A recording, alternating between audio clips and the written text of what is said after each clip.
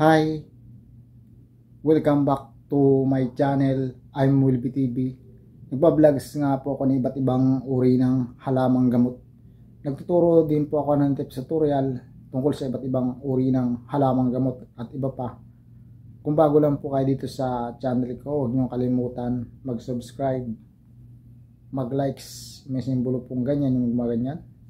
Kung mahilig po kayo dito sa mga ginagawa kong vlogs and tips tutorial tungkol sa iba't ibang uri ng halamang gamot,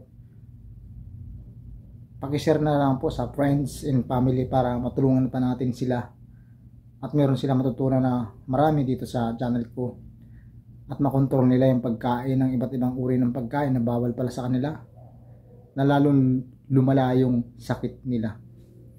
Bago ko po umpisahan ang pagtitips tutorial ko sa araw na to, pinasasalamatan ko nga po ang all subscriber, all viewer. Maraming salamat po sa inyong suporta. Sana po patuloy niyo suportahan yung channel ko.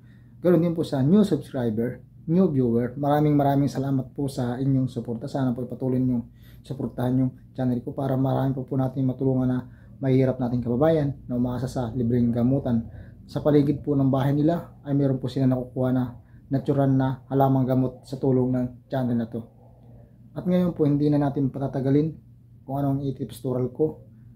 Ito po ay tungkol sa pagtulog at iba't iba nating ginagawa pero tulog tayo. Naranasan na ba ninyo yan?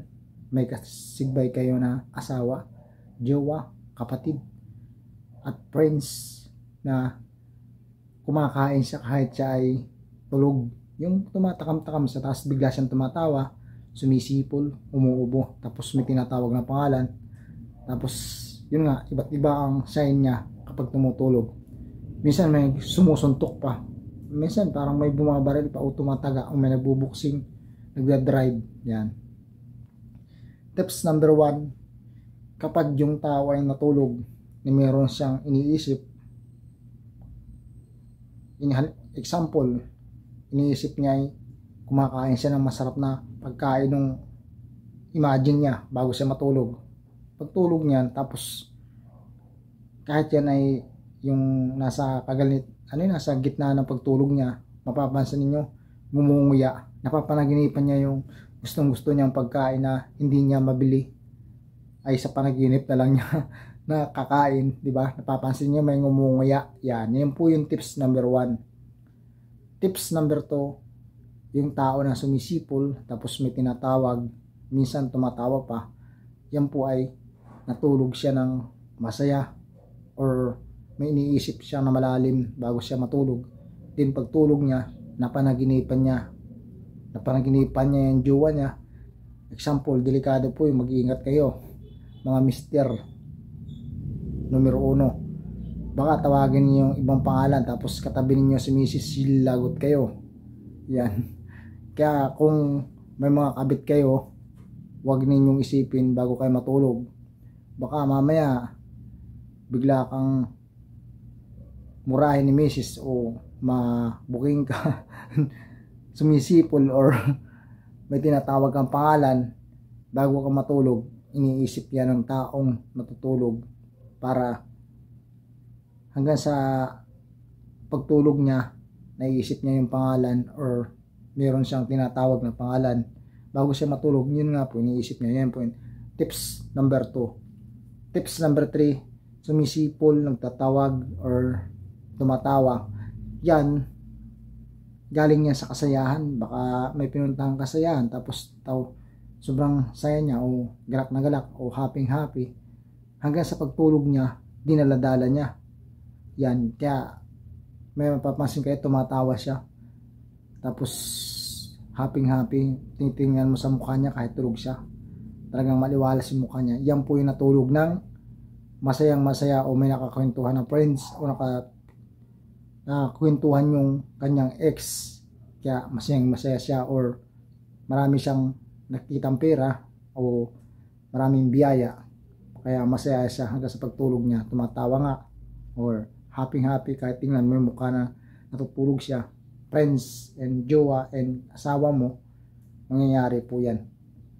Yan po yung tips number 3. Tips number 4, natulog na, siya ay mayroong gustong suntukin o mayroon siyang gustong buksingin, etc.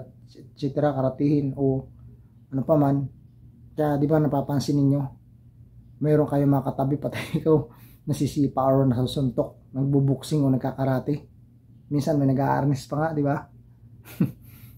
Yun po yung natulog siya, kapatid mo, asawa mo, or pinsan mo, friends, natulog siya na meron siyang iniisip na kinagagalitan niya or matagal na yung may lihim siyang galit na asar siya, tapos pagtulog niya daladala niya yan, kaya ganun yung panaginip niya. Yan po yung tips number 3. Tips number 4, siya pa rin na magugulat kayo, yung tao na biglang tinatawag yung ex niya. Yan yung talagang delikado kapag tinawag mo ex mo, lalo na yung si Mr. mahilig magtawag ng ex niya o kasagbay mo yung jowa mo. Nako, delikado ka yan paggising mo. Alam niyo yung commercial na, Bruno, alam mo ba kagabi na nanaginip ka?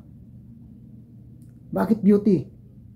Yung panaginip mo kasi inihintay ko, kaya puyat na puyat ako na tawagin mo yung pangalan ko, Bruno. Bakit? Napakadami mong tinawag na babae, pero ako hindi mo tinawag. Yan, delikado yun, kasi kapag yung ex mo lahat palang tinawag mo tapos kasi mo yung jowa mo, ako, yan po yung magkakunik-kunik bago kayo matulog, tapos matagal mo nang iisip, tapos pagtulog mo mapapanaginipan mo.